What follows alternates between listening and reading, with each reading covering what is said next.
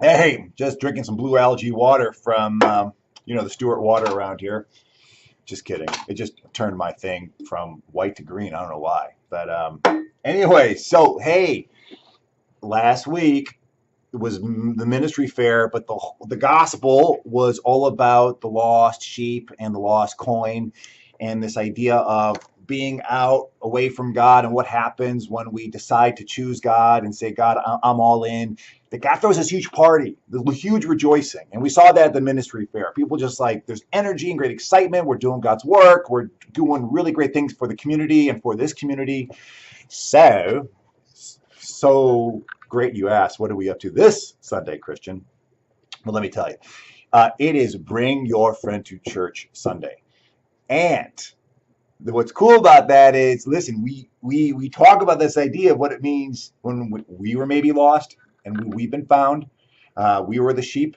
And maybe you might have your own story of how you found the church, and you might be really grateful for that and really awesome for that. Maybe your parents forced you to do it for a while, and that was not cool. But then eventually, for some reason, you found this great relationship with church and with God. Why not be that catalyst for someone in your life? And you don't have to do it by being some weird, crazy Christian. You might have a friend out there who is having a cool life, but wants something more.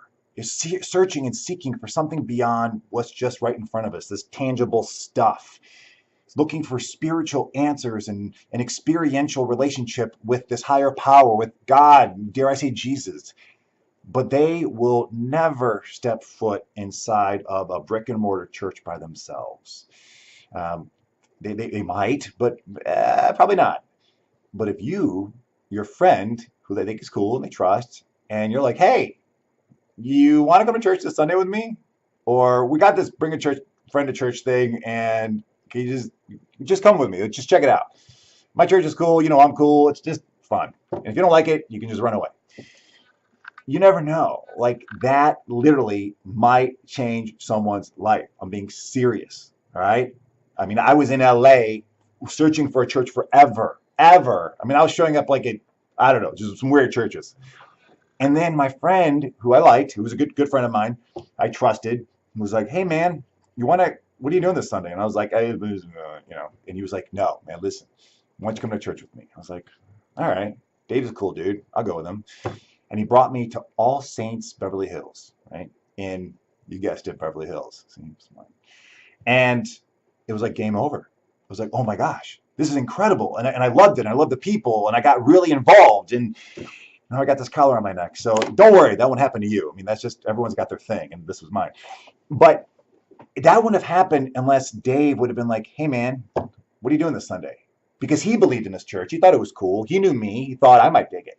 So if you look here are all your friends. All of them might be having these thoughts of like, hey, I'd like to know something more about God, or I want to be in something bigger than me. I want to know something more than me. I'm having this existential anxiety going on. And here's this big party happening over at St. Mary's where we share in that all together and we talk about God and love God and do things for one another.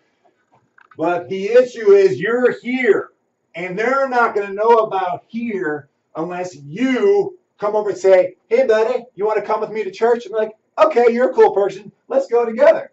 And then you come over to St. Mary's with all of us, and we're partying and having a good time because we party for Jesus, we party for God, and we know the Lord rejoices when we choose to be in relationship with him. He will always love us, but he rejoices when we choose to say, "You know what, I'm going to give this a shot, Lord. I want to go all in." There's joy, there's compassion, there's forgiveness, there's hope. These are the things that we do in community.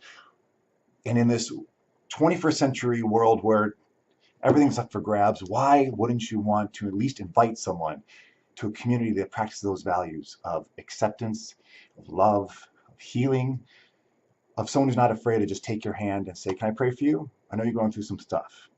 Or someone to say, "Hey, man, can you look out for me? I got some stuff going on." Or let's just have joy together and sing and do all these awesome ministries together and help make Stuart a better place. It's up to you. One person, invite them. You could be like my friend Dave, who invited me, and I found my church home, and I'm grateful for it.